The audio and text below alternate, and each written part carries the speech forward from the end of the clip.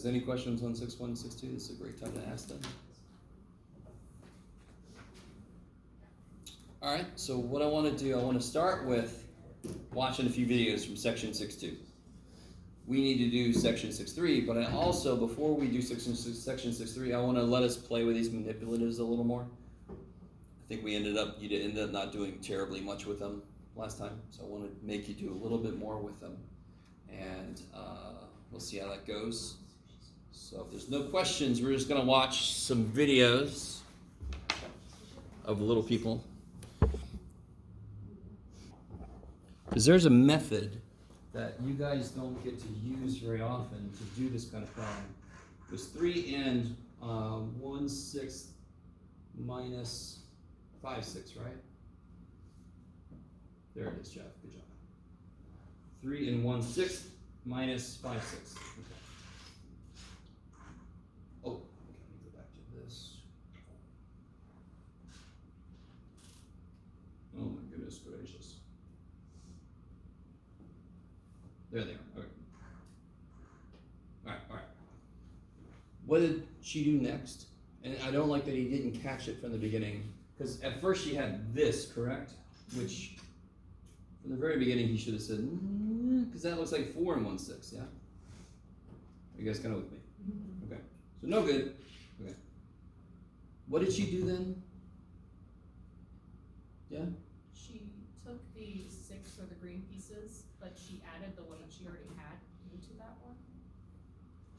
Yeah, so let's skip when she made a mistake. Okay. And she did this, yes? Mm-hmm. Now, real quick, what is this? Now, this is 3 and 1/6, correct? Mm-hmm. But if I do this, what is it?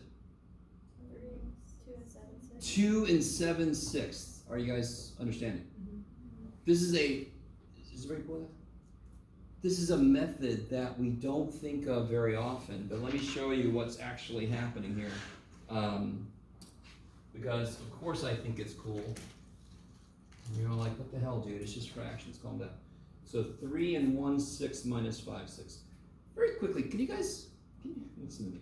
Can you guys remind me if I have 371 minus 46, what do I have to do here, of course? I have to borrow, correct? So I borrow a 10 and make that 11. That's amazing. Okay. I can do the same shit here. I can do the exact same thing here. We just don't get to see it very often.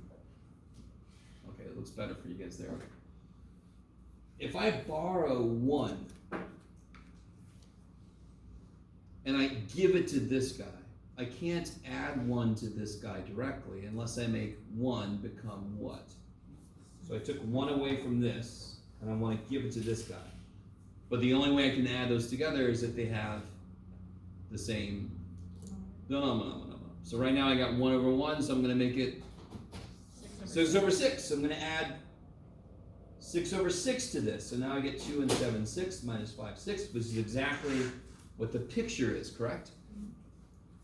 Yeah, I really want you guys to see this, because they focused on making it into let me see if you guys are cool with this. What was it, 3 and 1/6? Why do I have 3 pieces? So when I have 3 and 1/6, how would I visually convert this into an improper fraction?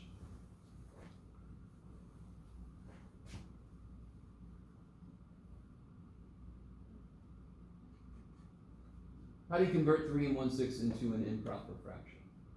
Break down the holes into. Okay, good. Yeah. Yes, I'd have to put 6 green triangles in place of those. I'd break everything down into sixths. I really want you guys with me on this. That's the algebraic way they did it, but that didn't match the visual way. You guys kind of with me? So I really want to make a big deal of this, because he didn't make a deal about this at all. The physical thing you do, you should be able to match it to the algebraic thing you do. And that would have been a really cool place to say, oh, look, we're borrowing. We borrowed from that one dude, right? But that just sort of got skipped. And that's a method you guys don't get to see very often. The idea that you can borrow to deal with fractions. A lot of times you just go right to improper, when that's actually a little more work than you have to do. Okay. And then just one last thing on this. Here's a way you really never see. And I don't really blame teachers for not showing this too much. What is 1 minus 5? -4, right? You guys with me? And then what's 3 minus 4 sixths? Well, it'd be 2 plus 6 6 minus 4 6, which is 2 and 2 6, which is the answer they got, yes?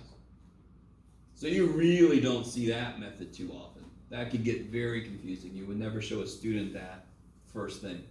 But I can show you guys this shit. Has anybody ever seen that before, this idea? Does it make sense? Yeah, and you could do the same thing with like this kind of problem. I think you saw like 1 minus 6 is -5, right? And then you can kind of incorporate that into the problem, but you can see why you don't want to make that a general thing, because it gets really confusing. Okay. Enough of me. Let's go back to the little people's. There. I think I have.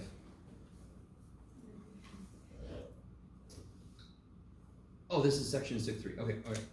I don't want to go there yet. So let's go back to this. Okay.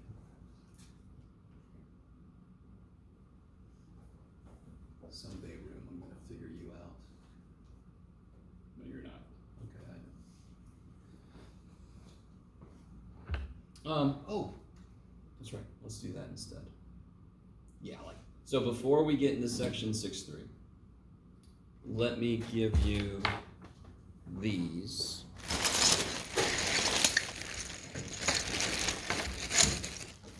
And let me see. I might have enough for everybody to get one, maybe. Let's see. Wouldn't that be neat?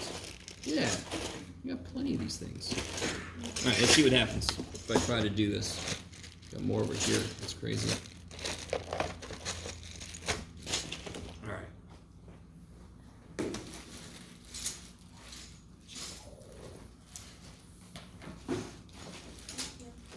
Like very lame. Here's what I got for you.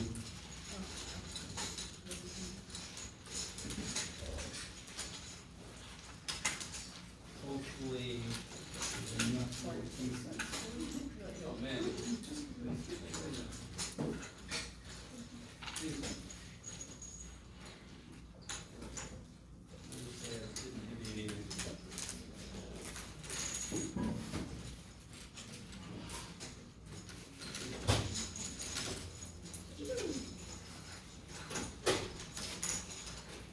Oh wow. That's not helpful. There we go. I did have enough. You're welcome. No, I just decided to have some fun with some shit. So today everybody's a member of Team Broom. Okay. I didn't print a bunch of these out. I just figured I'd throw them up here. So I want you to do each of these problems. And I'm gonna kind of, not sure how to do, I want everybody to get hands-on themselves.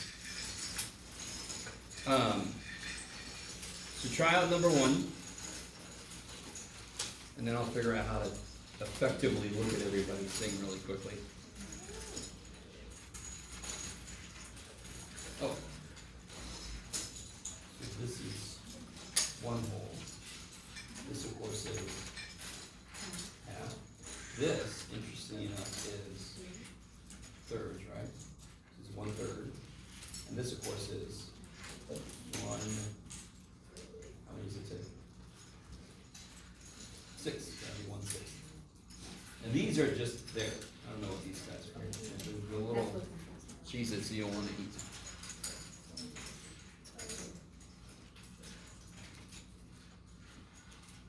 So maybe I'll look at a few people's and then we'll do it up here on the overhead, because otherwise I'm not going to be able to see everybody's. 5/3 into a mixed number. So I see it happening. It's happening.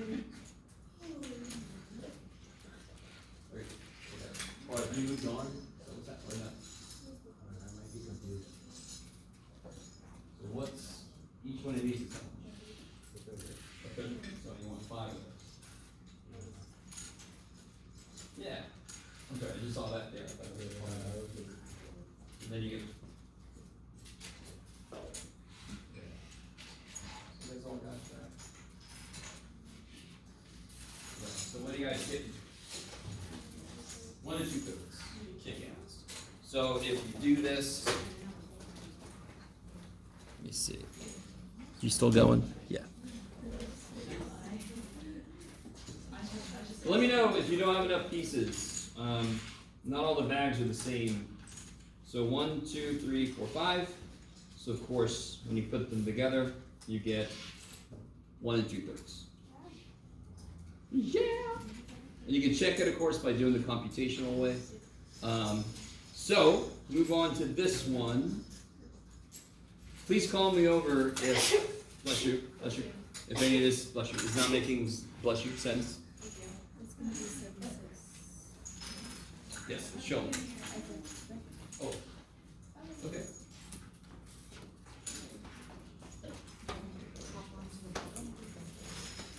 Yeah, you can go ahead and move over.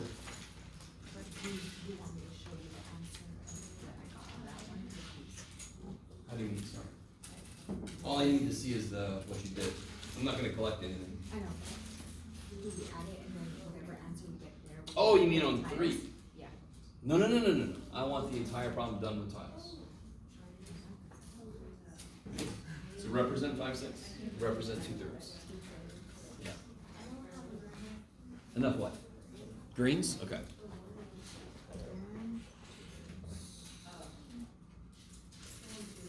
Oh, we want to do.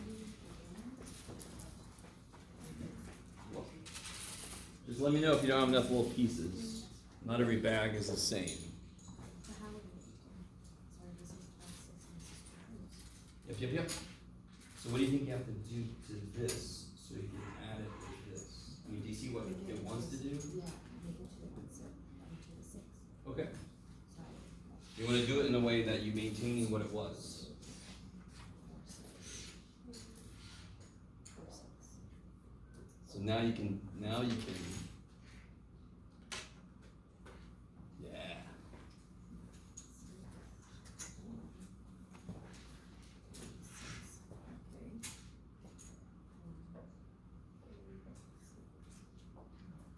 All right. So what are you guys getting for?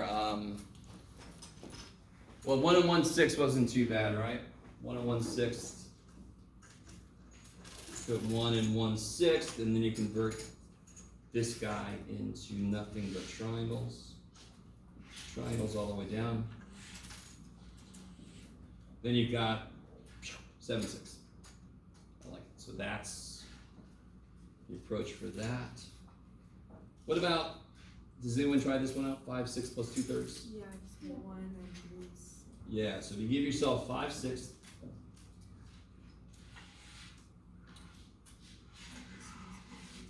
And 2/3.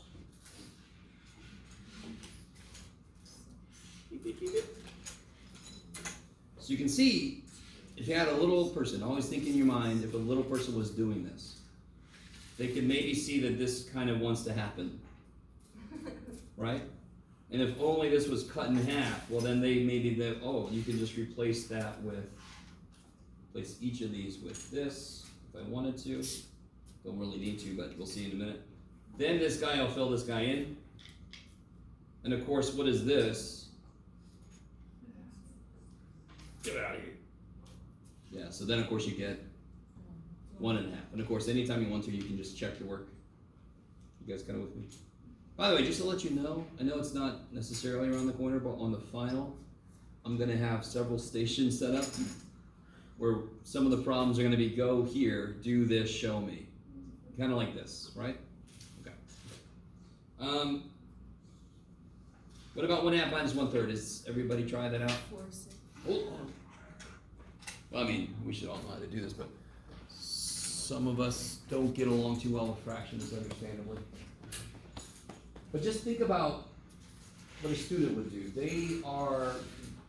When you're about to do this problem with them, they're going to be very aware of the manipulatives. The red dude is half. The blue dude is a third. So they can represent that pretty straightforward. Red dude's a half. Blue dude's a third, right? So if I want to take away a third from this guy, what do you think? How would you explain that if you needed to explain it physically? Yeah. I put the blue piece on top of the red piece. Okay. And showed them, okay, what size do we have that would go perfectly right there? That's enough. Yeah, the funny thing about doing this is they could see the answer. So one way to do this is exactly like Olivia said. If you put that on top there, that effectively is the part you're taking away, correct? And then you can visualize what's left, and then you can say, okay, that must be the answer. Now what's another way you could do it? That's a little, if you don't use this piece, what can you do with this?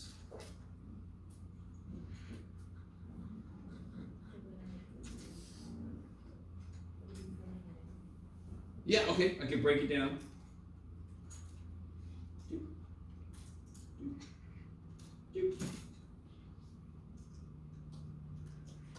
Right?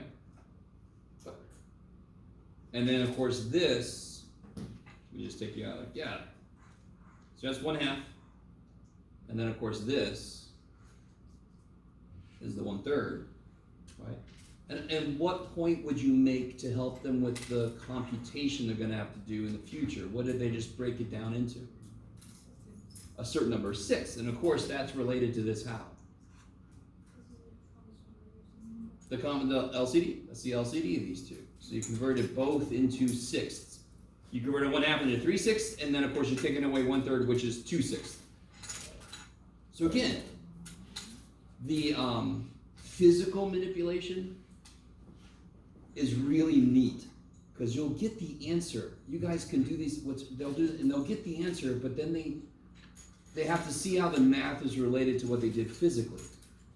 Right? Because the physical stuff will come to them pretty quickly. They get pretty used to the pieces and what they represent. Okay. I don't know if anybody's... This stuff is so cool to me. Alright.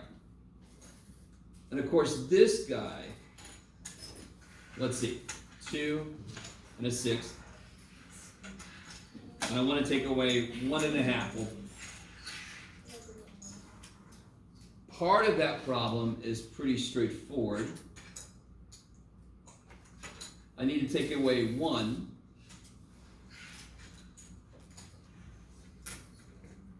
So can I do that? So I can take away 1 and 1/2. Now I also have to take away 1/2, correct? I really want, is everything, you guys all right? You guys, okay. 2 and a 6, I gotta take away 1, I still have to take away 1/2. So of course, how do I do that? Get out of here. And then I can take away 1/2. Now, oh no. So how much is this now? How would I tell how much this is? If they do that, it's not really it's a neat shape, but it's not really something they know. How would you guide them on how to interpret what this means? Why can't they just count? Remember that one time the guy tried to mess the kid up and said, isn't it 1/2? Isn't this 1/2? Because it's 1 out of 2 pieces, and the kid's like, what are you talking about? Yes! So replace that with the triangles, and now, what idea did we just use? Now I can count them because this is such a broad question. I just made like terms, right? So now I can count because they're all the same size. And of course, what do I get?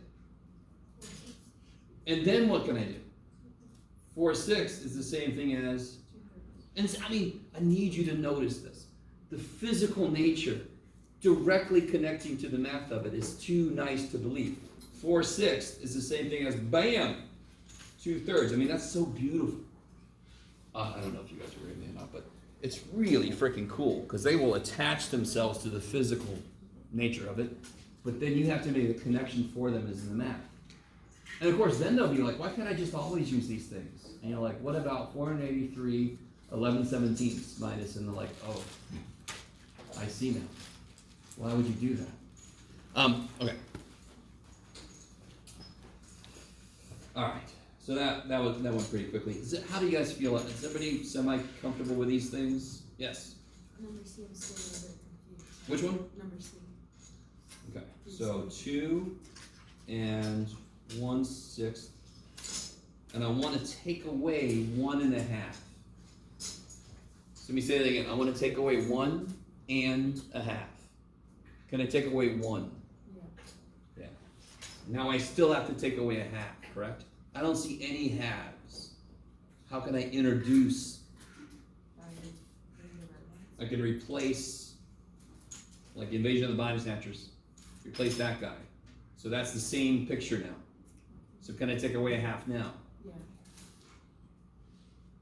And then it's just a matter of noticing, I can't just add these two because they're not the same size, but this guy is 1, 2, 3 triangles, right? So there's 4 triangles and each triangle is 1/6, so that's 4/6. In fact, if I just replace this guy with triangles, that's 4/6, and then if I do this, that's 2/3. Does that make sense? Yeah. And again, there's a lot going on there. There's converting mixed numbers to improper. There's converting, reducing 4/6 to 2/3, all that kind of stuff. And so you see that when you reduce fractions, you're actually sort of consolidating things. Physically, you can see I consolidated things to reduce it. Okay. I like it.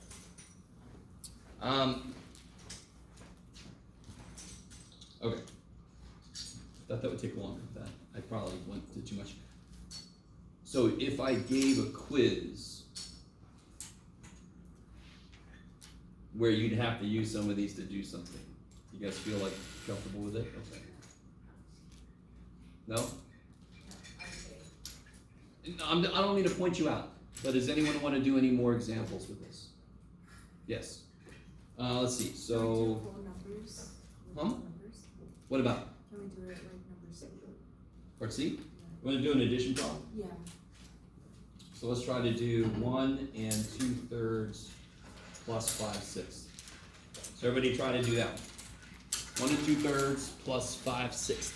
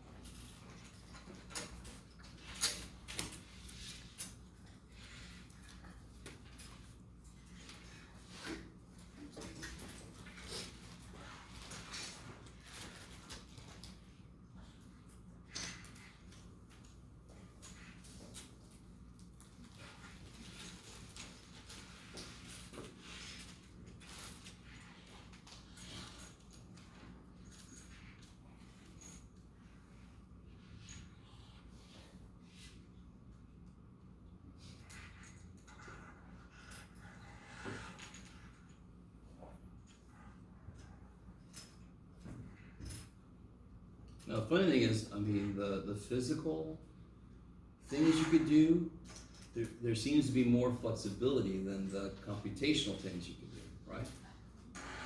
So can anybody tell me what's maybe one thing you immediately did? Yes? This, how you can make another third, like a diamond looking thing, and then you just fill it in, and that becomes a. Yes, I love it. Okay. So when you're adding things, you're kind of looking for creating wholes, right? This might be a little bit of a weird question, but what idea is that related to we've talked about before? So like if I have a long things of stuff to add, 4 plus 7 plus 11 plus 8 plus 6, aren't I going to do 4 plus 6? So I want to make a whole thing, right? So with fractions, we're literally making a whole number. So I'm always, when I get the physical stuff, I'm always like, what needs to be filled in? So I'm not even thinking about like denominator, I'm not thinking of any of that shit. Now what's really weird is, can anybody, now here's a really good question. We just did that. Everything up there is the same problem. We just kind of rearranged stuff. What did we just do mathematically? Oh, no shit. So think about it. What is this? Two things, yes? What is this? It's 2/6 and it's 1/3. So didn't we take 2/6 away from this guy and give it to that guy? What idea is that related to that we've talked about? You did some work, your employer is going to compensate you. I took 2/6 from this guy and gave it to this guy. So the math of it, just because I'm a math guy and I can't abide when things are too straightforward. I don't know what I've done with my pen. So what we just did was this 1 2/3 plus 2/6 plus 3/6. Yes?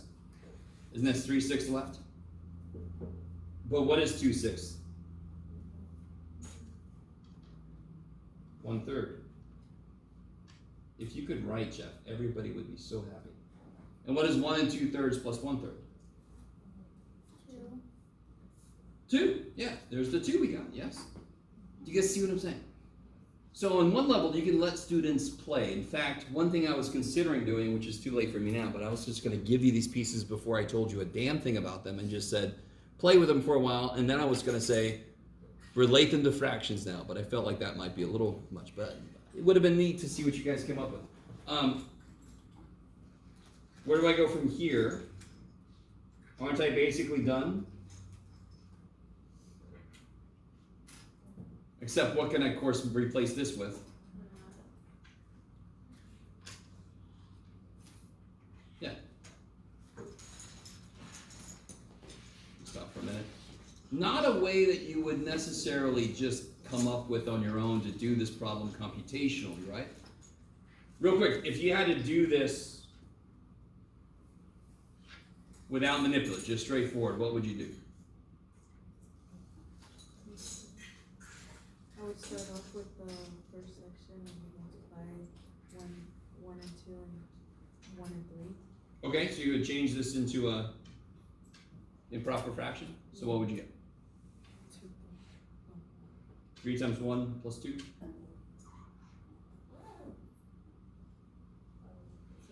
5/3? Yeah. Plus 5, 6, and then I would multiply the, I would try to get the same denominator. And then be 15/6. Now how do we make that look like that? 2 things. What can I do with 15/6? Divide. Divide it, sure, but I can also reduce it, yes? What goes into both 15 and 6? 3. And 5/2 is, of course, 2.5, right? Okay. All right. Maybe. Okay. So, getting back into stuff, I think there's one idea from. Go ahead and bag all that stuff back up, guys. Sorry. I appreciate everybody.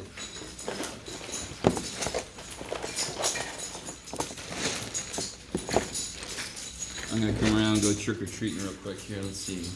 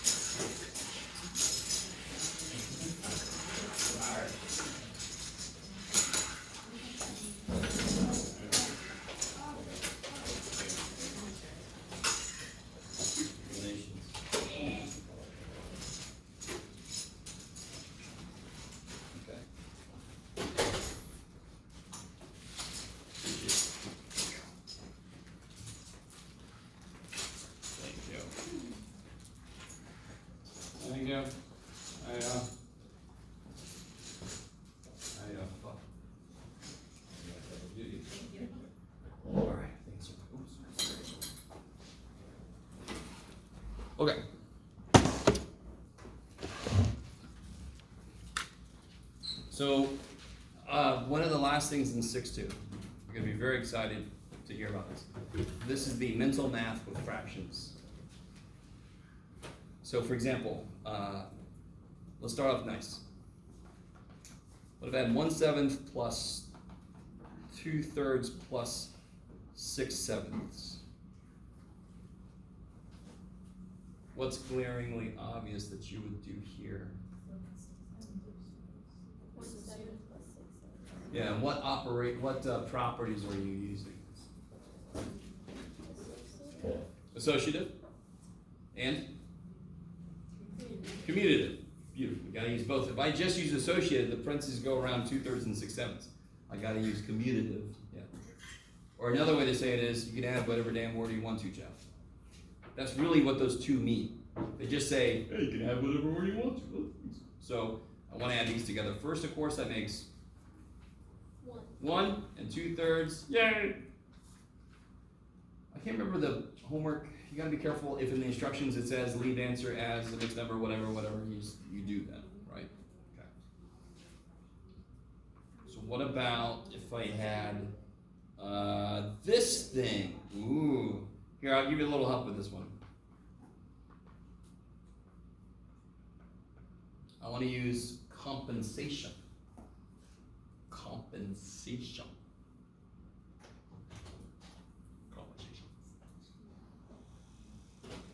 Which one is really close to being the next level number? 4/7. Yes. You guys see that? So what does he need to become complete, to become whole? 2 9ths. So I'm gonna, you have to write it out. You're gonna take 2 9ths. So what's left in this guy? 2 9ths. Yeah, 3 and 2 9ths. These of course make 5. And then of course that's nice and easy now. Okay, cool. So the compensation still works the same way as it did before. Compatible numbers, this is really what this is. That's compatible numbers, works the same way it did before. Thank the gods.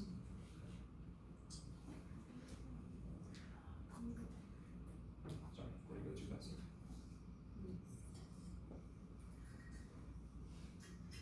And then, what about, yeah.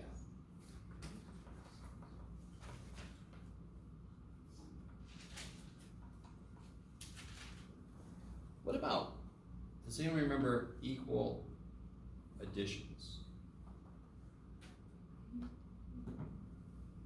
It really works nicely here. What sucks about the way it is you'd have to either,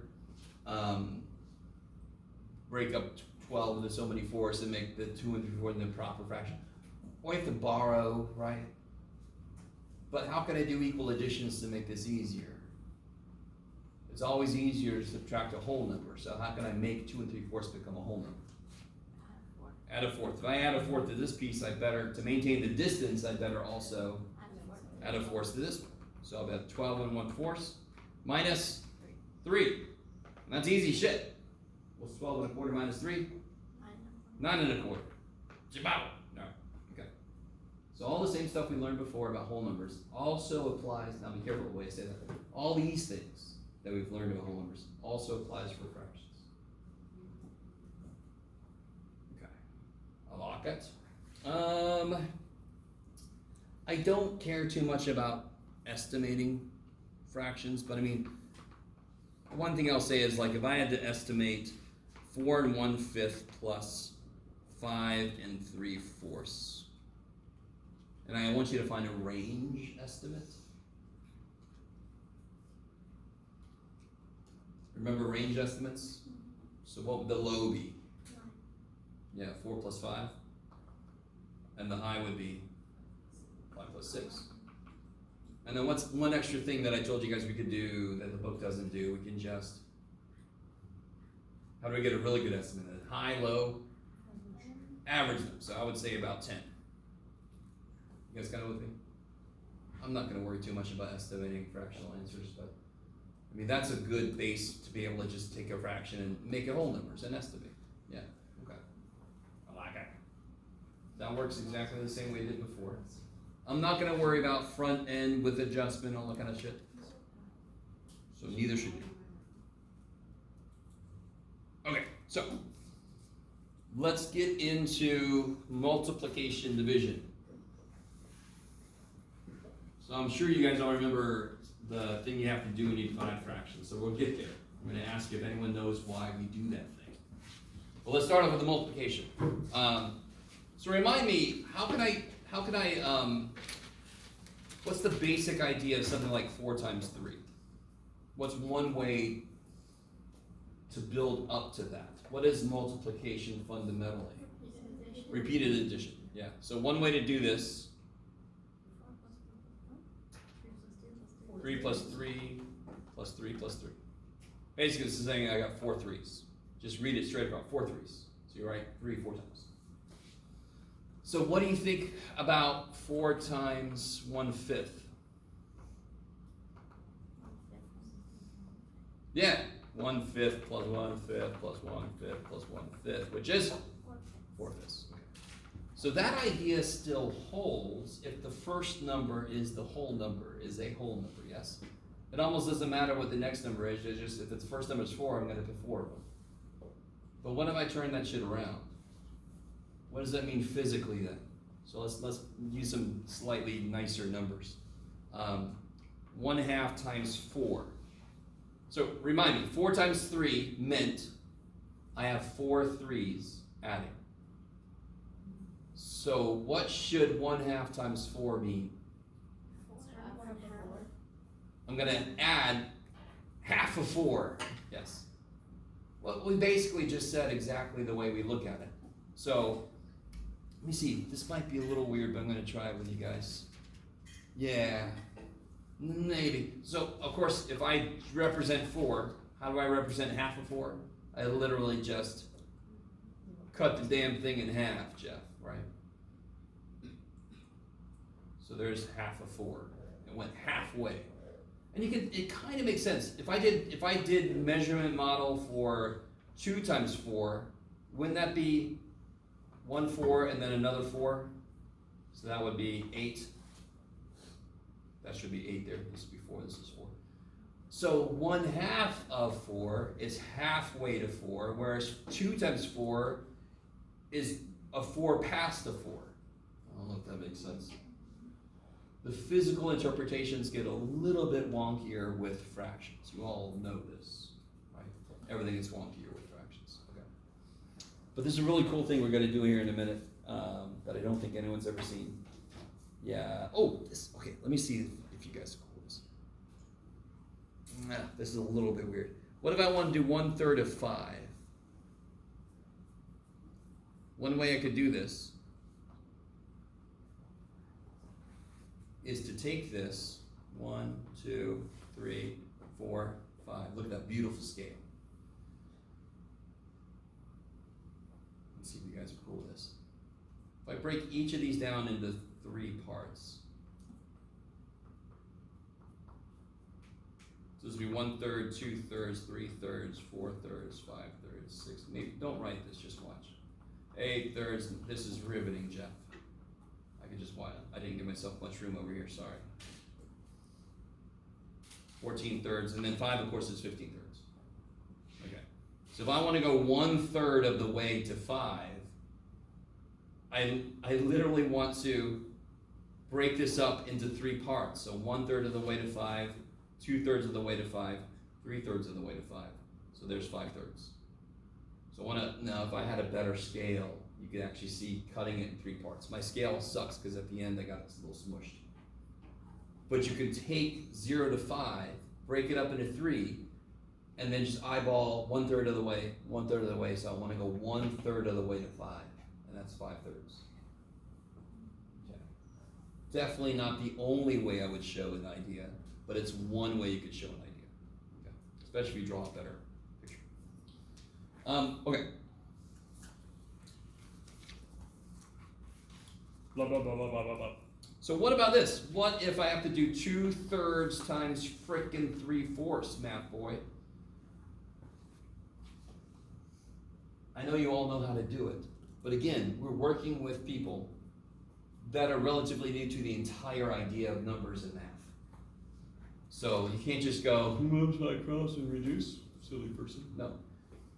Remind me, what was another way we did, what was the thing I did earlier? I can remember now, 4 times 3, yes. What was the visual way we did 4 times 3? Not measurement model, but set model. Or even measurement model, but rectangular array. How would you set this up as a rectangular array? What I used to call the ice cube. Yeah, it's gonna be 4 and 3. And then of course, you gotta, my ice tray was in the sun. All right, leave it alone. Well, did a little trouble. Okay, so that's 4 times 3, yes? So how the hell am I gonna do something similar with that shit? So do me a favor. So everybody draw rectangle. I want this to represent 3/4. I want it to represent 3/4. So you can you represent 3/4 going that way? Down, down, represent 3/4. Do it. I'll just stand here. Yes, down. So how many lines are you gonna draw? How many cuts are you gonna make?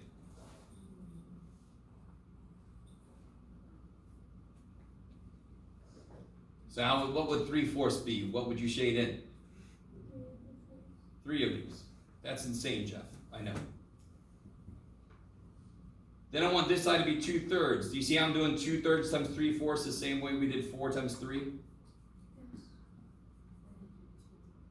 Good. So now, Jeff, I just love that you teach math and you can't write numbers. It's amazing. Okay. So draw 2 lines to be thirds, and then shade in two of these.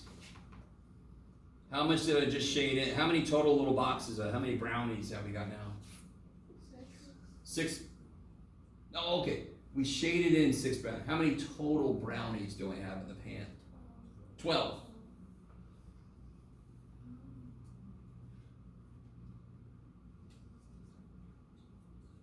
Don't I have 12 total brownies? And didn't I cross hatch 6 of them?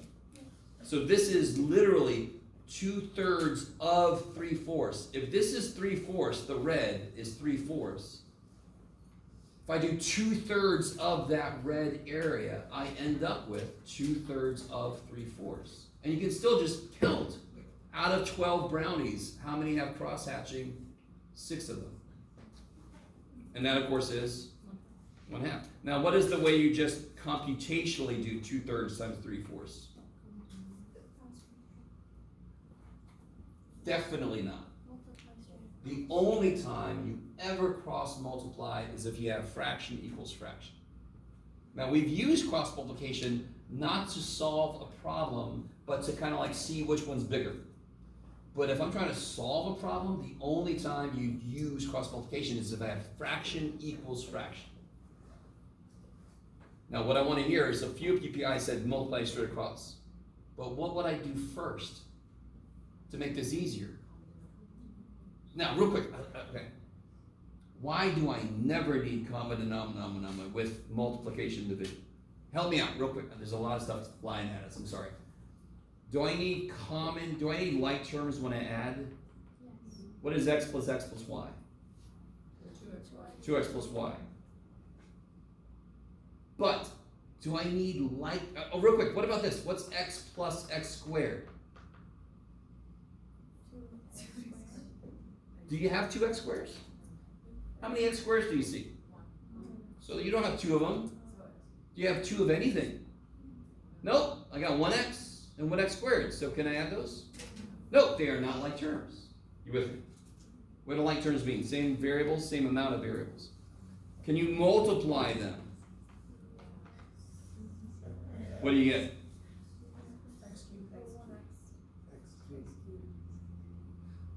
Multiplication division is less restrictive. They're more laid back when it comes to like terms. Addition, subtraction, it better be exactly the same.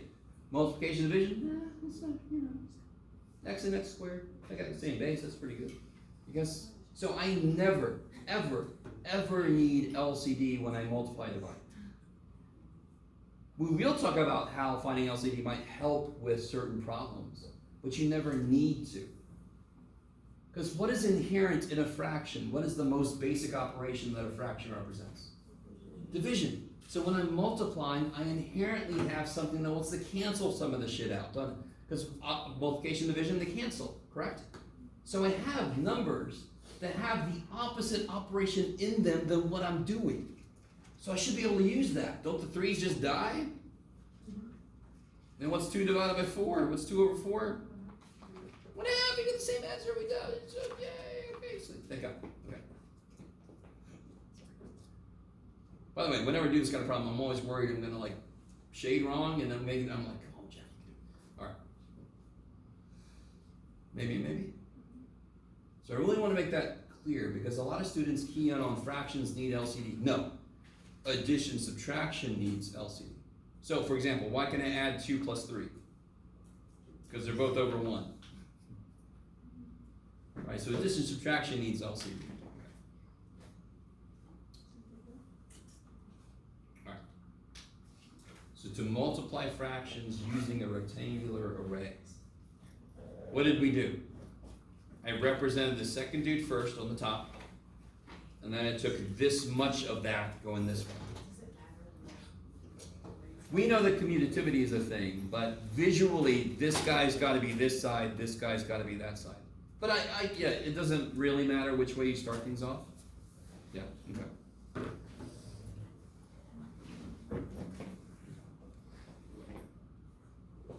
Blah, blah, blah, blah, blah. Oh, well, there you go. So, I mean, really quickly, what would 3/5 times 7/9? No, Jeff. You forgot. You lost the thread, buddy. 7/8. Yeah, is there anything to cancel? No, nothing goes in. All the tops are relatively prime with the bottoms, so you just multiply straight across. Now, to be really honest, if I had 3/5 times 7/9, couldn't I still just multiply straight across? But then what would I have to notice? That I can reduce, and very often it's harder to notice that when the numbers are bigger. That's why you reduce first, and then multiply, right? How can you tell really quickly that 21 and 45, besides knowing they're both multiples of 3? 2 plus 1 is 3, 4 plus 5 is 9, so 3 goes into both, right? So then you get 7.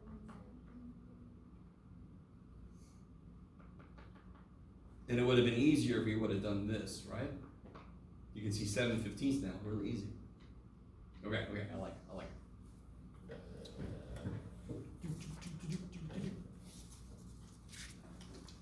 So here, you guys do this real quick. What is 4/9 times 27/40?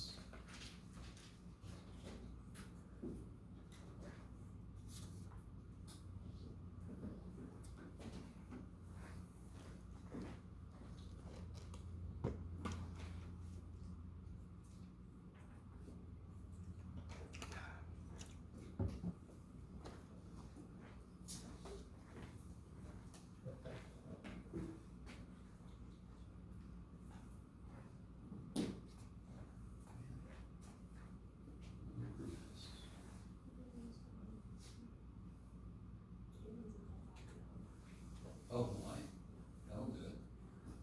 You know which island? Okay. I finally went there last January for the first time. Highly recommend. Alright, so what did you guys do? Now, multiplying across would so desperately suck because then you get these huge numbers, so screw that. So what do you guys do? 4 and the 40, 9 and 27.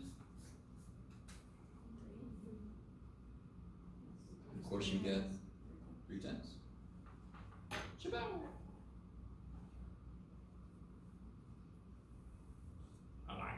So when you multiply two fractions that are both less than 1, how should the answer compare to either thing? Like this 3/10, how does it compare to either one of these? I don't know if you guys really see what I'm trying to ask here. Is 3/10 bigger or smaller than either one of the things that went into it? Smaller than both of them. That's weird. Yes? So a student gets really used to multiplying, makes things bigger. right? 2 times 5 is 10. What the shit? And then you're like, you multiply two things and the answer is smaller than either one was. You guys kind of with me? So that is trippy. That is majorly trippy. How the shit would you explain that? Like, we don't know, man. You're the teacher. Oh, yeah, that's right. Shit. So, how would you show 1/2 times 8? What could you do? Give me one way you could represent 1/2 times 8. You did it earlier. Eight. Yeah. And then you'd say, what's half of 8? And you would cut it in half. So right there you have an example of multiplication leading to a smaller answer. Half of something is going to be smaller, and they can get that really. If you had suddenly had half your toys, would you be happy or sad? I'd be sad. I'm so happy. Those things, man, rule my life. Okay. So if I'm going to multiply 2 fractions, and it's the fraction's fault for making them smaller, then this is going to really get smaller pretty quickly. Okay. And I know we all know this shit, but this is kind of stuff that you don't necessarily think about that a student might bring up. I think I'm doing this wrong because I thought multiplication made things bigger. You got to be ready for that. Okay. So let's talk about. Okay. I'm not going to go through each thing. Do you think fraction multiplication is closed? Can you multiply 2 fractions and get something that's not a fraction? We already talked about it. Are whole numbers fractions? Yeah. Yes, because there's 7/1 is a whole number. 14/2 is 7. That's a whole number. Yeah. So can you multiply 2 fractions and get something that's not a fraction? No. Okay. So they're closed. Check. What about commutativity for multiplication? Is 1/2 times 4/3 equal to 4/3 times 1/2? Is that true? Yeah. Because again, don't we multiply straight across? And so the top and bottom are both whole numbers, so therefore I inherit, and I don't know if that makes sense, I inherit that property. Okay, I like it. So then the same thing for associative. And the same thing for, what about identity? Multiplicative identity. What's the multiplicative identity? For fractions? Multiplicative identity. Multiplicative identity. If you multiply by 0, do you maintain the identity of what you multiply by? Yeah, it's 1. Or 1/1. So 1, yes. And what is the multiplicative inverse? What was additive inverse? Does anyone remember? Alright, we haven't done that yet because we haven't talked about negative numbers yet, damn it. So an inverse is a number that you operate with that takes you back to the identity. Let me say all that again. We're talking about multiplication right now, right? So an inverse is the thing you use the operation with to get back to the identity. So if I had 4, what would I multiply to get back to 1? 4 times what is 1? 1/4. 1/4 and 4, how are they related? 1/4 is the what of 4? No, inverse, I like it. Or there's a larger word starts with R. Reciprocal. So multiplicative inverse is another name for reciprocal. I like it. You guys look very excited. Appropriately. So what is the multiplicative inverse of 3/5? Holy shit. So really it's just flip. If you really want to get down to it. Just flip the damn thing. Yeah. And why does this make sense? Because the 3s and the 5s. So you're just left with a bunch of 1s, so it comes out to be 1. Okay. It's unbelievable, Jeff. I know. Okay. We're almost, okay, division. Now we're finally there. This is the coolest thing. I love you guys. You're all like, no it isn't, Jeff. Every time you say that, it's not true. What's weird about dividing fractions? How do I divide officially? Like 4/9 divided by 2/3. Does anyone remember the process you use? Multiply by the reciprocal, right? Which thing specifically gets reciprocated? The 2/3. So there was like keep, change, flip, or something like that? Flipped, yeah. Yeah, okay. Does anyone know why? Why? So let me ask you a really weird question. If I have a number underneath another number, what is the best number to have underneath another number? 1. Everybody agree? If I'm gonna make a fraction, what do you hope I put on the bottom? 1, because then it's really a whole number. You know, like that kicks ass. All right, that seemed to come out of nowhere. But watch this. Dear God, never do what I'm about to do. What I'm about to do is to show you why the shortcut works. And then I'm going to show you a physical example of what this would mean in real life. I finally came up with one a few years ago. I'm very happy. Never do this. How do I rewrite, side note, 2 divided by 3? Of course, I would write that as what? 2 over 3, yes? So anything I'm dividing, I can write one thing over the other thing. How do you guys feel? Do you agree with me that means the same thing? Read this. What does this say? 4/9 divided by 2. It's the same damn thing, yes? Now, listen. 2 separate questions. Do you like this? Okay, good. Do you see that these are the same? Okay. So some of you guys, when I said that, you were going like this, and I'm like, you're still answering if you like it. Do you see they're the same? They are the same. Just my God, you would never do this shit, yes? Just weird-ass people like me. Remind me, what did you just say? What's on the bottom of this freaky big fraction, this fracception? 2/3. What did we just say would be greatest thing to have down there? 1. What do I multiply by? Which means I got to multiply the top by the same thing. What do I multiply the bottom by to make it become 1? We just said it. Reciprocal. This is 1 now, correct? Look at this. Yes? What I just did was the long-ass way to show you that this is a shortcut. And it is so easy to forget or to never even being told. Because some teachers, they really should stop teaching because they get tired of it and they're like, oh, just flip the damn thing, leave me alone. But you have to know why. Why do I do that? So let me try to show you, let me make some easier numbers. Where'd you put it, Jeff? There it is. Oh, I got some other stuff to fill in. We'll do that in a minute. I want to go straight to this because this is the big key. So watch this. What if I say this? I see 3 crates and there's 2 apples in each crate. This is not the fraction example yet, but I just want to set up the idea. 3 crates and there's 2 apples in each crate. How many total apples? 6. 3 times 2 is 6. Right? What if I see, let me see if I can get this physical idea. What if I know the crate is full, but half of it has wood on top, and I see 2 apples here. How many total apples are in the crate? Well, this would be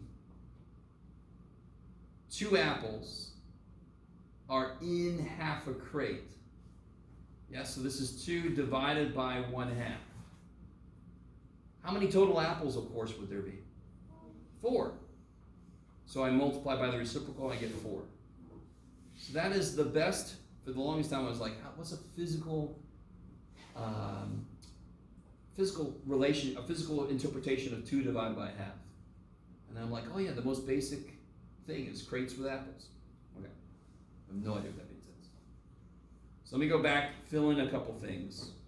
Why is this problem much easier of a division problem? I don't have to actually multiply by the reciprocal. I'll have to do in that shit. What is 4/5 divided by 2/5? Who thinks they know that? Well, let's see. How do I draw 4/5? One of the easy way to draw 4/5. 1, 2, 3, 4. And then I can shade in 1, 2, 3, 4. Yes, that's 4/5. Everybody with me? And just to remind you, what is 6 divided by 2? Isn't that how many 2s I see in 6? Don't I see 1, 2, 3 2s in 6? So isn't this how many 2/5 are in 4/5? How many 2/5 do you see in my picture? 1, 2. It's freaking 2. Yes? That's kind of cool. Division, remember division is measurement and sharing and all that kind of business. So you can actually just literally say, how many of these make this? How many of these are in this? That's why you can interpret 6 divided by 2. How many 2's are in 6? 3 of them. How many 2/5 are in 4/5? 2 of them. So then how do you do something like this, Jeff? I don't know. Oh, yeah, good. 7/9 divided by 4/9. Do you guys see how this is going to be a little trickier, yeah? This is kind of cool. Can you guys represent 7/9 real quick? Just draw something represents them. Let's all draw the same thing, rectangle, representing 7/9.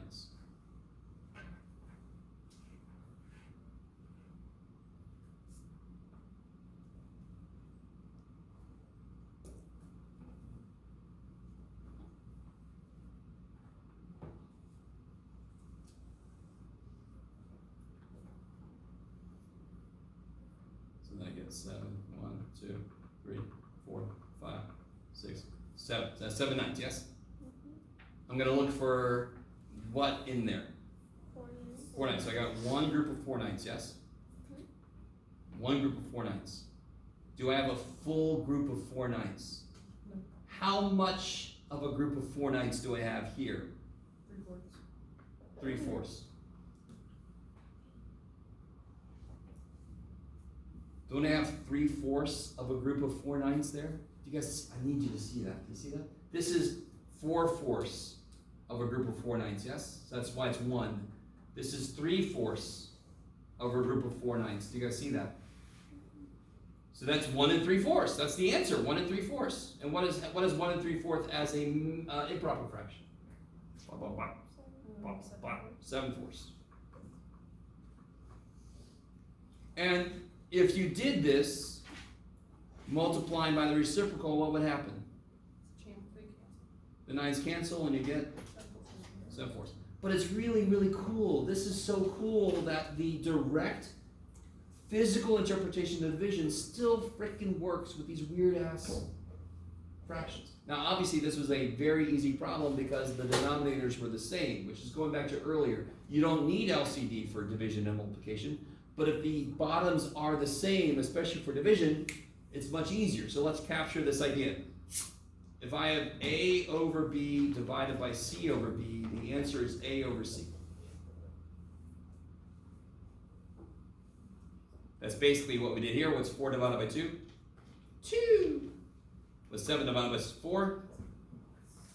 7 divided by 4. What's A divided by C? A divided by C. Okay. So if the bottoms are the same for division, the problem is easier. Do I need the bottoms to be the same in general? No. But now you can see, if you have a problem like 5/4 divided by 3/8, what's one way you could do this now? That's a little different. Yes, make this 10/8 divided by 3/8, which is, don't overthink it, don't try to do anything. What is it? 10/3.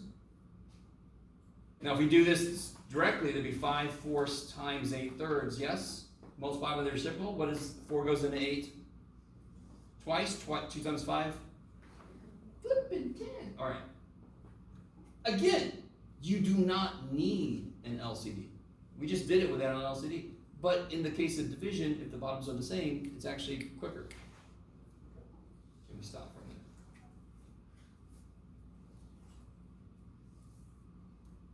Okay. Oh, what time is it? Oh, we got plenty of time. Too bad for you guys. Let's see. Oh yeah, okay. So bringing back some hits from the past. What was missing factor? What did that mean, missing factor? So that's missing add end. Factor implies what operation? Multiplication. So this would be like if I wanted to know 12 divided by 2, a kid to say 2 times what is 12. That's missing factor. So that's building the idea of division off of multiplication. So if I wanted to do, doesn't really matter, Jeff, 27 25ths divided by 3/5. I could say 3/5 times what is 27 25ths. And I can see on this specific problem, especially if I actually could write well, it's pretty straightforward. You guys agree or no? 3 times what is 27? 9. 5 times what is 25? Kabam! So obviously, the idea of missing factor won't work well with more complicated problems, right? But you can use it to kind of ease them in, because at this point they will have multiplied fractions, so they can kind of think backwards. Oh yeah, I already did that. I already did all that. Look at that. You kick so much ass. Just to give you a little preview. So that's basically chapter 6. Chapter 6 is fractions. I'm really hoping, I don't know if this is true or not, but sometimes if you have any trouble with fractions and you actually get to put hands on stuff like the manipulatives and so forth, you start to personally get a better feel for fractions. I don't know if that's happened to anybody, and you're all like, no, Jeff, it's actually worse. Damn it. But what you might think, okay, we just did fractions, what are we about to get into, and what do you think we would get into? I think I already said this before. Decimals, right? And what are decimals? Can somebody tell me what does 0.7 mean? 7/10. 7/10. And I think I already said this to you guys. All a decimal is a fraction that fits in our number system. Our number system is based on 10, correct? So all a decimal is a fraction that has a multiple of 10 on the bottom. Now I'll give you one really cool result of that, and then we're going to leave early.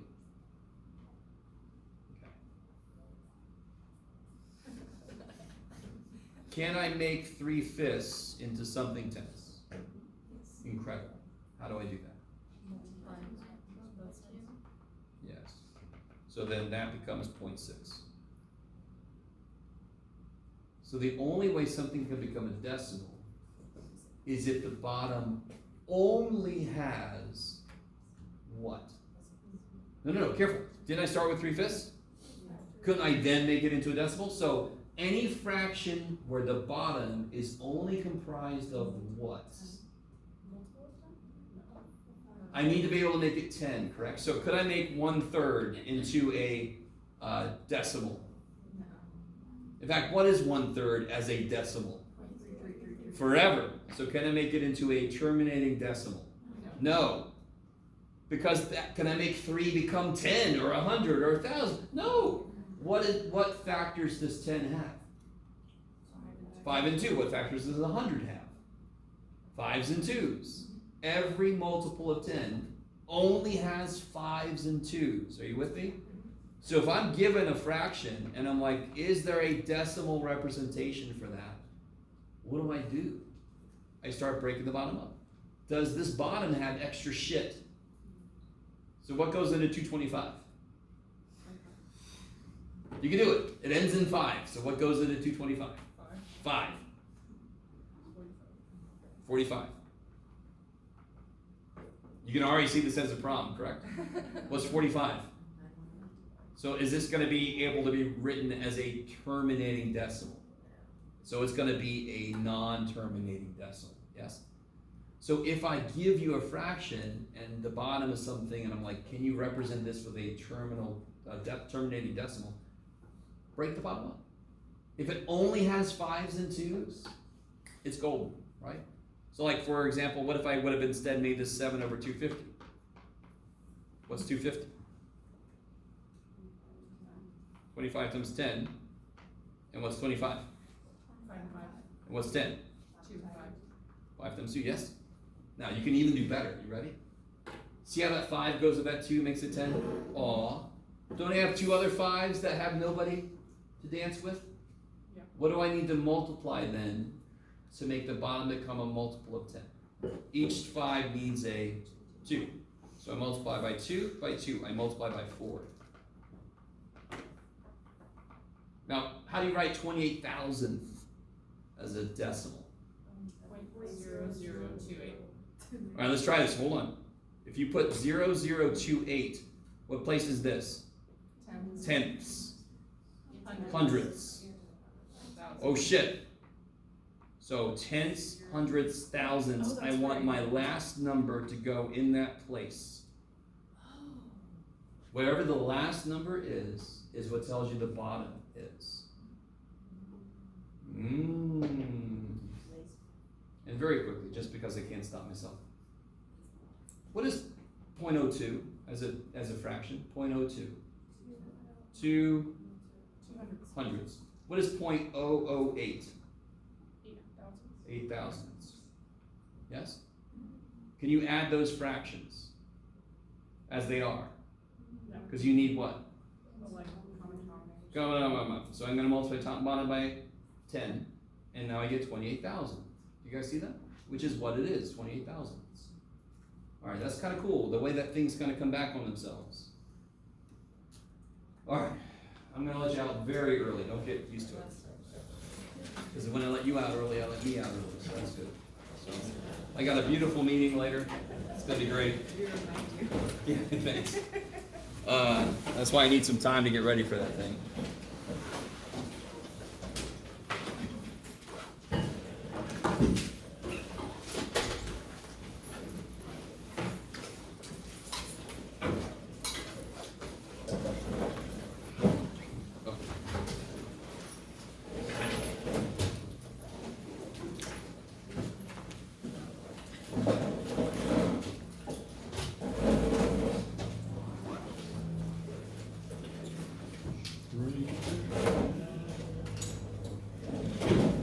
Let you know how it goes. Thanks for getting back to me so quick. Oh I just yeah. wanted to like present it to see if it was an issue. I mean, It's you a know, lot. if you do get it, it's going to be on your shoulders to keep up. I'll obviously be available for office hours. I'll obviously be able to email you stuff, whatever, you know. But especially for like tests and such, I mean, that's I don't know. There's going to be some. We have to work it out. But yeah, I hope you get it. But that's kind of a big ask, but it's mostly going to be a big ask of yourself, right? Yeah. Because I'll definitely not throw you out, but you know, it's going to be a lot to kind of keep up. Okay. Yeah. But I do hope you get it. And if you get it, we'll work around it. I just wanted to ask first, just to be polite, you know. not like, hey,